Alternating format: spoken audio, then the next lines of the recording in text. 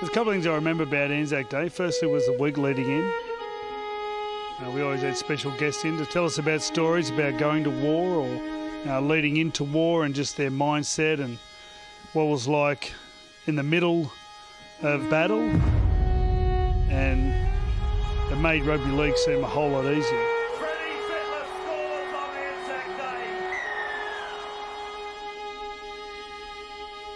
To be honest, the Anzac Day, nearly all of them were highlights. We always had the sort of thing that we embraced it, all the stuff that went on and took it all in. It's special every year, without doubt. And it's pretty emotional, yeah. And it is a moment that you always look back and think, wow, what a privilege it is to play on this day. I've always felt lucky to be a Dragons player. Just for the opportunity to play on Anzac Day was always a special occasion to play in, and I never took that for granted. Straight away there's a difference in the tunnel. You know, you're standing next to the opposition team and walking out next to the Dragons is something really special. I got to captain the side one year. I think Trent Barrett, the captain, was out, so to be able to lead the team out was such a huge honour and probably a very proud moment, walking the team out on Anzac Day. That was pretty big. It was always awesome leading your team out at Sydney Footy Stadium to a packed out crowd, and the fact that so many people believe in the day and turn up for the game shows that it's appropriate. And then to walk out there and have people in uniform from all different services, it's just something that is etched in your memory forever. Anzac Day is the best day of the year. I loved the emotion of it and everything like that because I was an emotional player. I enjoyed hearing the stories of people come in and talk to us before the game, and I think that's why I enjoyed the whole build-up to it. We do a heap of history here at the club, and we've all learned a lot about what went on back then, and we've gone over there and seen what happened in some of those special places. Just before you play, there's a lot of reflecting what everyone's done before us and how our past diggers sacrificed a lot of things a long time ago. We're just footy players. We're not going to war or anything. We're just real privileged that we get to go on and play for something that we love on Anzac Day. To represent servicemen and servicewomen means a lot to the club. The other thing I remember was standing out there and a jet would go flying over the stadium. And the noise that created was just spine-tingling. When the ode was played, it's incredible. Just get shivers down my spine every time I hear it. They shall grow not old. The ode gives me goosebumps. When I listen to it, I'll make sure that I take it all in. As we that are left grow old. It's a bit of out-of-body experience. You have to think about the people that have died for this country and the people that have come before you. Age shall not weary them. For me, I thought a lot about my family and how lucky I was to have a family. Nor the years condemn. You feel all those emotions, all those feelings, and it's something that I hold very close to my heart. At the going down of the sun. It's pretty hard to describe. And in the morning. You got goosebumps all over you, the hair standing up the back of your neck. We will remember them. It's a feeling that not too many players can experience. Lest we forget. The last post, having experienced that and the deathly silence, the emotion that comes through, and I think it's probably the most amazing thing, and thinking about the sacrifices that were made while that last post is on. If that doesn't get you going, nothing will.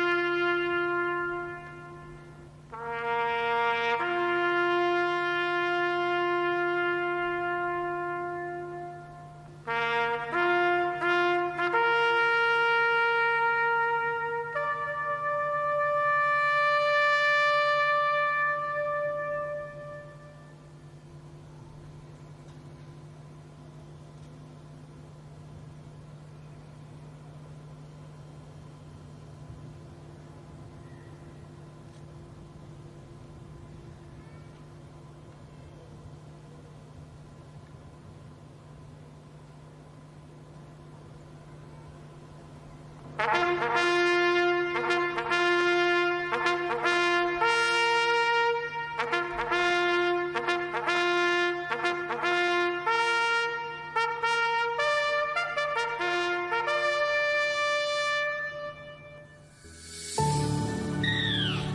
the whistle goes, it feels like it's a final football game. The Roosters kick off the ANZAC Day game. The intensity's right up there and every player puts their best foot forward and there's no questioning anyone's desire out in the field.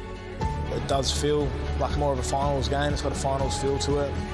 You know you've got to pay the respect to all those that served by us putting on a spectacle for people to love and enjoy, and we don't take that lightly. Here's Cordner, and then shot to Orbison! Mitchell Orbison has scored for the Roosters! It's the biggest regular season game in my opinion. It's the one game that I wish I'd come out of retirement for sure. Every ANZAC Day game is something special. It always offers something different and the meaning's still the same, but every game offers something very special. Dufty goes a long, long way and scores at the Renwick end. Both teams really add to the spice. They put on a great performance. They show our past diggers 100% of respect, and the teams go out there and play that way. Oh, good hit. I think that's a real big thing that both clubs get out of this game. It really binds us together. This game has such a feeling to it. In every game that we've played, it goes down to the wire. There's no doubt about it. And, you know, we've lost on the bell, we've won on the bell. This ANZAC Day match, it just brings up the unexpected all of the time. The Dragons now have got this kick to level and take us to what will be a golden point game. Well, we're going to get a great view of this. Dugan to level.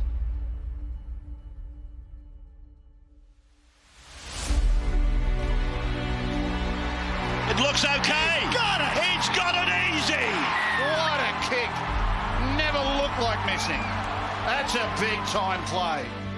I had a great moment in 2004. Fittler goes right through, puts on the step again. Oh, go Freddie. That was magnificent stuff. I've played in them, I've coached in them, and now I get to commentate. So as long as I'm part of them, I'm happy. 2005 was a great day for myself and the team. I actually did a chip and chase from our own end. Head, will he get the bounce? He does. I passed the ball to Matty Cooper and he scored in the left-hand corner. Here's a chance. Here's a big chance. Once it got given a try, then I realised I've got to kick the goal now to win the game. A tough kick. It's not his preferred side. To kick the goal to win a game of footy on ANZAC Day, I don't think anything better. He moves into it. Watch it on its way. It's coming. It's coming. It's coming. It is there. No matter where you are on the ladder, it's going to be a hard-fought 80 minutes. Minatello! It is a wonderful experience. The Roosters have won it. It's an 11-8 victory. Looking back, one of the tries that I remember really fondly, and only because of the occasion, because it's ANZAC Day, because we're playing the Roosters, but also because we weren't expected to win. 24-16, the Roosters over the Dragons. And there was a couple of quick tries there late in that second half. And the Dragons, there is life. They're not done with yet.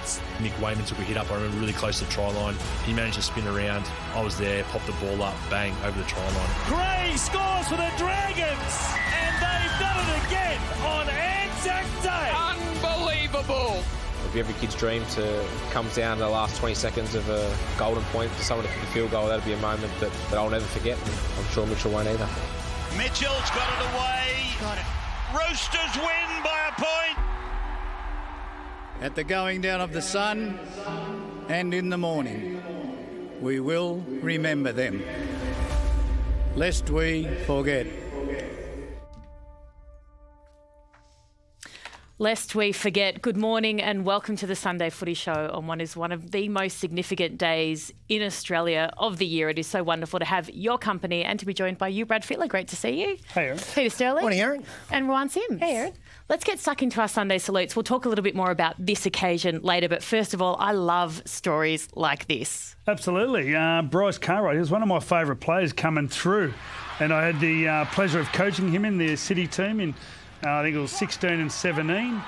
And what I think Bryce Cartwright brings is a whole different player that we don't have. He does things with such elegance and poise and class, and just has his way about him just floats around with his gracefulness and just the way he can control the ball. And I just love that he brings that to our game, and I'm so happy that he's back in form and he looks like he's driven again. So I think he adds to our game. So good on you, Bryce, and good luck for the rest of the year. Brave move from Parramatta. Oh, absolutely. And I think everybody realised this is his last chance, and he looks like he's grabbed it with both hands. Are you saying our game isn't full of elegance and class? I haven't seen many other examples, actually. So. Well, I think Brad Arthur, one of the points he made was that he liked the fact that Bryce knew this was his last opportunity. He said, we don't like to get players on the outer at clubs, but we like to get players who we think we can improve, and it looks like he's certainly doing that. Ability has never been a problem. No, absolutely. What about Trent Merrin? He's going to leave a void in our game. He will. Look, he's one of the game's great player. Like, I really enjoy Trent as an individual. He's just one of the good guys. And this week, I thought it was a really classy retirement. You know, for something that you've loved and done so long, the realisation that the game doesn't suit you or you don't suit the game is not an easy one to make. And he's done it with just such class this week. Leaves the Dragons immediately. He's obviously played state and country. A premiership winner with the Dragons in 2010. Also played at Penrith and overseas, I think at Leeds in the English Super League.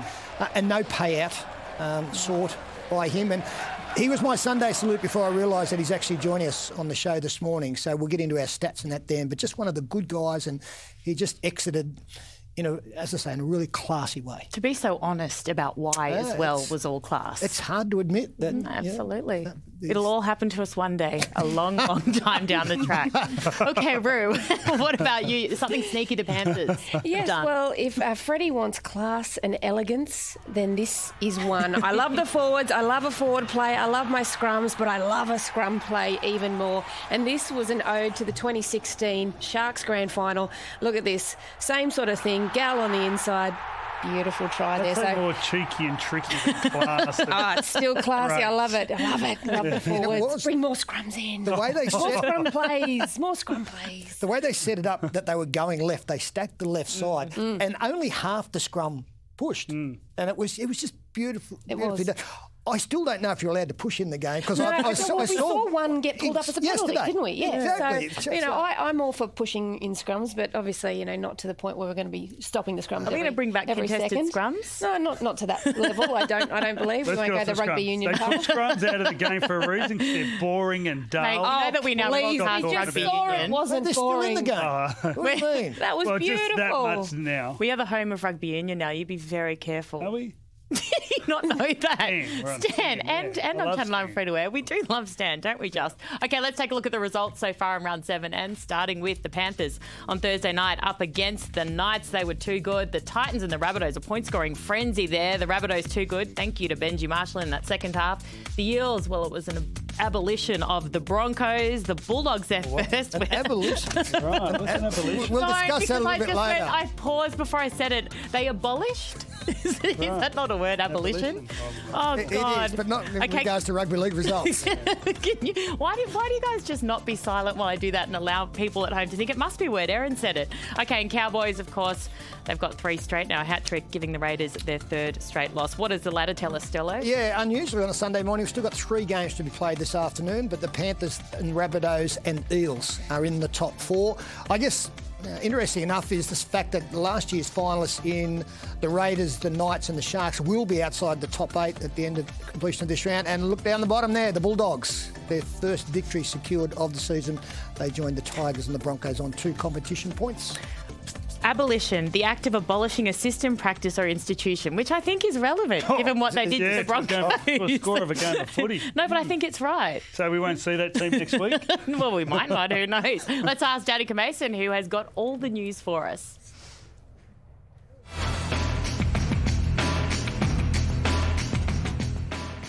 Thank you, Erin. Well, Ben Hunt, he's been a late withdrawal from today's match. He is still recovering after fracturing his leg a month ago. He's missed the past 3 weeks, and the club decided late yesterday that he just wasn't ready to return to play just yet. In some other news, Dallin Watene-Zelezniak is in hospital on a drip with a leg infection. Now, this came about after he suffered a wound a couple of weeks ago, but the club is confident that he will be fit to play in the coming week.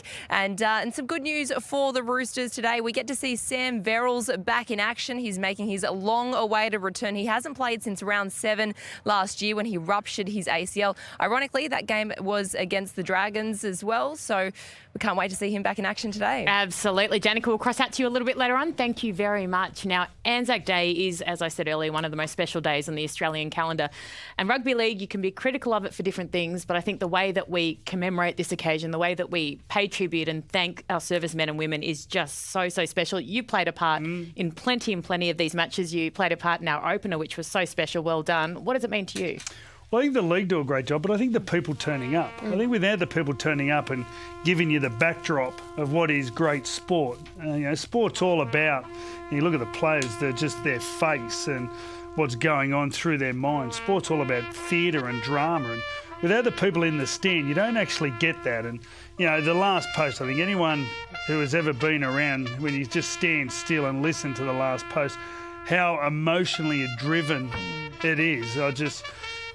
My memory of ANZAC Day is the last post and having a jet fly over the stadium, and your whole body just stands up and full of tingles, and then to go out there and be part of a physical game where you can sort of put things on the line and work hard with your teammates, and it's just a fantastic day that you just don't forget. Our game gets a lot of things wrong, but we don't get today wrong. You're talking about the crowd and the players too. The players, they're educated now as to what this day is all about. These are young men who, maybe not associated with all those years ago of what was sacrificed. And it's people like Wayne Bennett and Trent Robinson, and I maybe shouldn't pick them out because I'm sure that all the coaches and that do, but they make sure that their players know what this means, what a privilege lifestyle we lead, but a privilege it is to be part of this game and part of this occasion. So it's an emotional day from very early on. It is, and we're just seeing some pictures on our screen there. This is the Titans trainer.